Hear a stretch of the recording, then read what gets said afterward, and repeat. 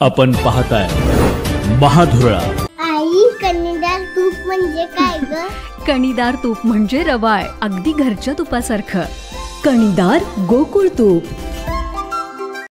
गोकुळ दूध संघावर सध्या मंत्री हसन मुश्रीफ आणि आमदार सतेज पाटील यांची सत्ता आहे। म्हणजे महायुती आणि महाविकास आघाडीची एकत्रित सत्ता गोकुळ दूध संघावर आहे। गुढीपाडव्याच्या निमित्तानं गोकुळ दूध संघात आज विविध कार्यक्रम झाले। त्यामध्ये गोकुळच्या वतीनं पेट्रोल पंपाचा शुभारंभ झाला। याशिवाय सायलेज बेलर व हार्वेस्टर मशिनरीचा शुभारंभही झाला। या निमित्तानं गोकुळचे चेअरमन अरुण डोंगळे यांनी सतेज पाटील आणि हसन मुश्रीफ हे राम आणि हनुमान यांची जोडी असल्याचं उपमा दिलेला आहे। गोकुळच्या कार्यक्रमात या दोन्ही नेत्यांना राम आणि हनुमान असा उपमा देत असताना हे नेमकं का घडलं हे उत्सुकतेचं आहे।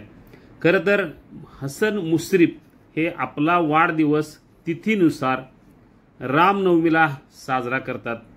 म्हणजे 6 एप्रिलला त्यांचा वाढदिवस आहे। त्यानंतर 12 एप्रिलला सतेज पाटील यांचा वाढदिवस आहे। यावेळी योगायोगानं 12 एप्रिलला हनुमान जयंती आहे। म्हणजे मुश्रीफ रामनवमीला वाढदिवस आणि सतेज पाटलांचा वाढदिवस हनुमान जयंतीला आहे।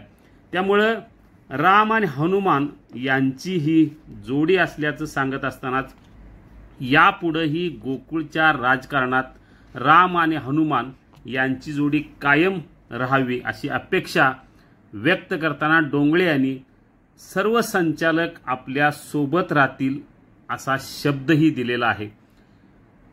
खासदार शाहू महाराज, आमदार चंद्रदीप नरके, माजी आमदार के.पी. पाटील, संजय घाडगे यांच्यासह अनेक मान्यवरांच्या उपस्थितीत गोकुळमध्ये आज विविध कार्यक्रम झाले।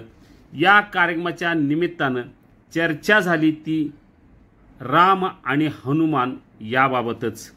मुळात गोकुळमध्ये आम्ही राजकारण करत नाही। महाविकास आघाडी आणि महायुती गोकुळ आणि जिल्हा बँकेत सहकार म्हणून एकत्र आहोत। सभासदांच्या विकासासाठी एकत्रच राहू असा शब्द या कार्यक्रमात सतेज पाटील यांनी दिलेला आहे। जे राजकारण विरहित या संस्था चालवल्या जात असल्याचं सतेज पाटील आणि हसन मुश्रीफ या दोघांनी या कार्यक्रमात सांगितलेलं आहे। गोकुळच्या एकूण राजकारणात अलीकडं या दोघांची सत्ता असल्यामुळं इतरांना या संदर्भात काही आक्षेप नसतील असं एकूण चित्र आहे। त्यामुळं आजच्या या राम आणि हनुमान या टोलेबाजीला या कार्यक्रमात जोरदार प्रतिसादही मिळाला।